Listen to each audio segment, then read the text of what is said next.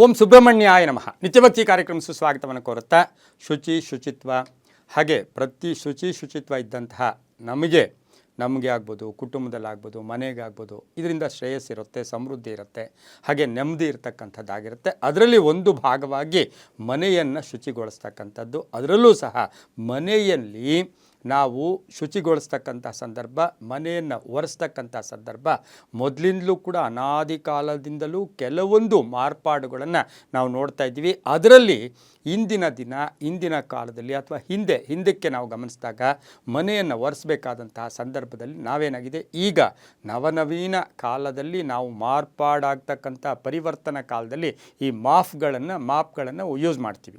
ಆದರೆ ಹಿಂದೆ ಏನು ಮಾಡ್ತಾ ಇದ್ವಿ, ಹಿಂದೇನೂ ಮಾಡ್ತಾಯಿದ್ವಿ, ಈಗಲೂ ಕೆಲವರು ಮಾಡ್ತಾರೆ. ಅದೇನು ಅಂತ ಹೇಳಿದ್ರೆ, ಮನೆಯಲ್ಲಿ ಉಪಯೋಗಿಸಿರುವ ಬಟ್ಟೆಗಳು, ಈಗ ಗಂಡಸರ ಬಟ್ಟೆ ಆಗ್ಬೋದು, ಮನೆಯಲ್ಲಿರ್ತಕ್ಕಂಥ ಯಾವುದೇ ಹೆಂಗಸರ ಬಟ್ಟೆ ಅಥವಾ ಏನೇ ಆಗಲಿ, ಅದು ಹರಿದೋದಂತಹ ಸಂದರ್ಭ, ಅದನ್ನೇನು ಬಿಸಾಡಬೇಕು ಅಂತಕ್ಕಂಥ ಕಾಲದಲ್ಲಿ ಅದನ್ನೇನು ಮಾಡ್ತೀವಿ, ಮನೆಯನ್ನು ಒರೆಸುವುದಕ್ಕೆ, ಮನೆಯನ್ನು ಶುದ್ಧಿ ಮಾಡೋದಕ್ಕೆ ನಾವು ಉಪಯೋಗಿಸ್ಕೊಳ್ತಕ್ಕಂಥ ಸಾಧ್ಯತೆಗಳು ಇದೆ. ಸಾಧ್ಯತೆ ಅಂತ ಹೇಳ್ತೀವಿ.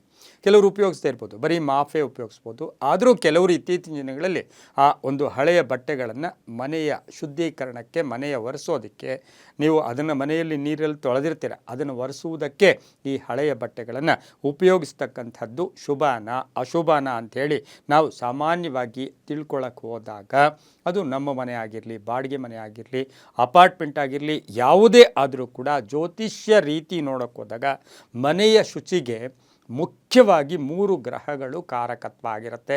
1 ಚಂದ್ರಗ್ರಹ, 2 ಶುಕ್ರ ಗ್ರಹ ಆಗಿರುತ್ತೆ, ಹಾಗೆಯೇ 3ನೇದು ನೋಡೋಕೆ ಹೋದಾಗ ರವಿ ಗ್ರಹ ಕೂಡ ಆಗಿರುತ್ತೆ. ಈ ಚಂದ್ರ ಮತ್ತು ಶುಕ್ರ ಗ್ರಹರ ಅಂಶ ಪ್ರಧಾನವಾಗಿ ನಾವು ಅದನ್ನು ಪರಿಗಣನೆಗೆ ತಗೊಳ್ತೀವಿ. ಹಾಗಾಗಿ ಚಂದ್ರ ಅಂತ ಹೇಳಿದಾಗ ನಮಗೆ ಶಾಂತದೂತ, ತಾಳ್ಮೆ ಇರ್ಬೋದು, ಸಹನೆ ಇರ್ಬೋದು, ಹಾಗೆ ಕೂಲ್ನೆಸ್, ತಂಪು ಕೂಡ ಕೊಡ್ತಕ್ಕಂಥದ್ದಾಗಿರುತ್ತೆ.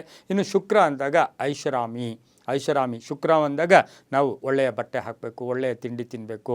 ಎಷ್ಟೋ ಜನ ಒಂದು ಕಾಫಿ ಕುಡಿಬೇಕು ಅಂದರೂ 10 ಕಿಲೋಮೀಟ್ರ್ ಹೋಗ್ತಾರೆ. ಅಲ್ಲಿ ಶುಕ್ರನ ಗ್ರಹ ಪ್ರಭಾವ ಅವರ ಜಾತಕದಲ್ಲಿ ಅದು ಜೋರಾಗಿರುತ್ತೆ. ಅದೇ ರೀತಿ ನೋಡೋಕೆ ಹೋದಾಗ ಮನೆಯ ಶುದ್ಧೀಕರಣಕ್ಕೆ ಶುಕ್ರ ಮತ್ತು ಚಂದ್ರರು ಕೂಡ ಕಾರಕತ್ವ ಆಗಿರ್ತಾರೆ.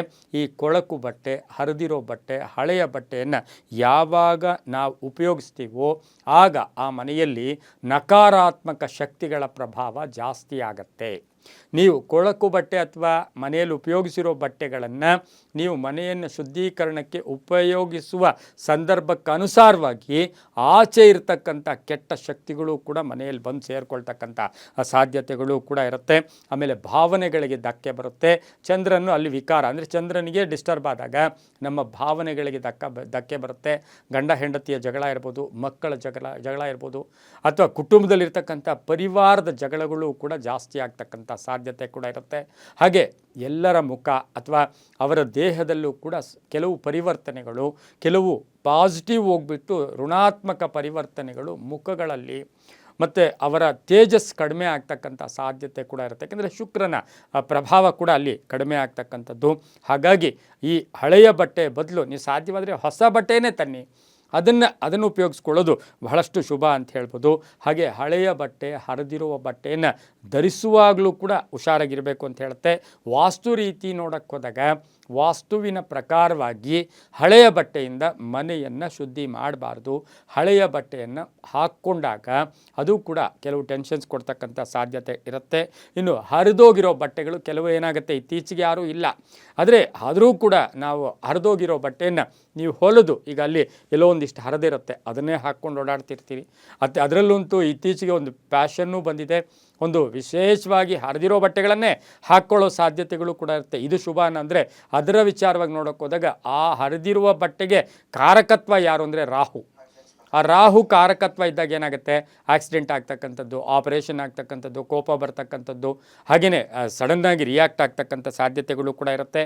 ಹಾಗೆ ಈ ಒಂದು ಹಳೆಯ ಬಟ್ಟೆಯಿಂದ ಮನೆಯನ್ನು ಶುದ್ಧಿ ಮಾಡೋಕ್ಕೆ ಹೋದಾಗ ಮನೆಯಲ್ಲಿ ಅಸ್ಥಿರತೆ ಇರ್ಬೋದು, ಅಶಾಂತಿ ಇರ್ಬೋದು, ಹಾಗೆ ಅತಿಯಾದ ನಿದ್ರೆ ಬರೋದು ನೋಡಿ. ಇದು ಆ ಬಟ್ಟೆಯಿಂದ ಮನೆಯನ್ನು ಒರೆಸಿದಾಗ ಆ ಮನೆಯಲ್ಲಿ ನಿದ್ದೆಯ ಪ್ರಭಾವ ಜಾಸ್ತಿ ಇರತಕ್ಕಂಥ ಸಾಧ್ಯತೆ ಇರುತ್ತೆ. ದುಃಖ ಕೂಡ ಆಗುತ್ತೆ, ಒಂಟಿತನ ಕಾಡುತ್ತೆ, ನನಗೆ ಯಾರೂ ನನ್ನ ಬಗ್ಗೆ ಯಾರೂ ನನ್ನನ್ನು ಗಮನ ಕೊಡ್ತಾ ಇಲ್ಲ ಅಂತಕ್ಕಂಥ ಭಾವನೆಗಳು ಕೂಡ ಬರ್ತಕ್ಕಂಥ ಸಾಧ್ಯತೆ ಇರುತ್ತೆ. ಯಾಕೆಂದರೆ ಸೂರ್ಯೋದಯ ಕಾಲದಲ್ಲಿ ನೀವು ಮನೆಯನ್ನು ಸಾಮಾನ್ಯವಾಗಿ ಒರೆಸ್ತೀವಿ, ಹಾಗೆ ಸೂರ್ಯ ಅಸ್ತಮ ಕಾಲದಲ್ಲೂ ಮನೆಯನ್ನು ಒರೆಸ್ತಕ್ಕಂಥದ್ದಾಗಿರೋದ್ರಿಂದ ಸೂರ್ಯನ ಪ್ರಭಾವ, ಸೂರ್ಯ ಅಂತ ಹೇಳಿದ್ರೆ ನಾವು ಯಾವಾಗಲೂ ಹೇಳ್ತೀವಿ ಭಾಸ್ಕರನ್ ಅಂತಕ್ಕಂಥವನು ಆರೋಗ್ಯಕಾರಕನೂ ಕೂಡ ಆಗಿರೋದ್ರಿಂದ ಆ ಮನೆಯಲ್ಲಿ ಆರೋಗ್ಯದ ಒಂದು ಸಮಸ್ಯೆಗಳು ಕೂಡ ಬರ್ತಕ್ಕಂಥ ಸಾಧ್ಯತೆ ಇರೋದ್ರಿಂದ ಈ ಹಳೆಯ ಬಟ್ಟೆಗಳನ್ನು ಮನೆಯಲ್ಲಿ ಶುದ್ಧೀಕರಣಕ್ಕೆ, ಮನೆ ಒರೆಸ್ಕೊಳ್ಳೋಕ್ಕೆ ಅದು ಅಷ್ಟು ಶುಭ ಕೂಡ ಅಲ್ಲ. ಇನ್ನು ರಾಜಕೀಯ ವ್ಯಕ್ತಿಗಳಾಗ್ಬೋದು, ವ್ಯಾಪಾರಸ್ಥರಾಗ್ಬೋದು, ಇಂಜಿನಿಯರ್ಸ್ ಆಗ್ಬೋದು, ಯಾವುದೇ ವೃತ್ತಿಯಲ್ಲಿರ್ತಕ್ಕಂಥವ್ರಿಗೆ ವೃತ್ತಿಯಲ್ಲಿ ಸಣ್ಣ ಪುಟ್ಟ ಕಂಟಕಗಳು ಕೂಡ ಬರ್ತಕ್ಕಂಥ ಸಾಧ್ಯತೆ ಇದೆ ಅಂತ ಹೇಳ್ತಾ ಎಲ್ಲವೂ ನಂಬಿಕೆಯ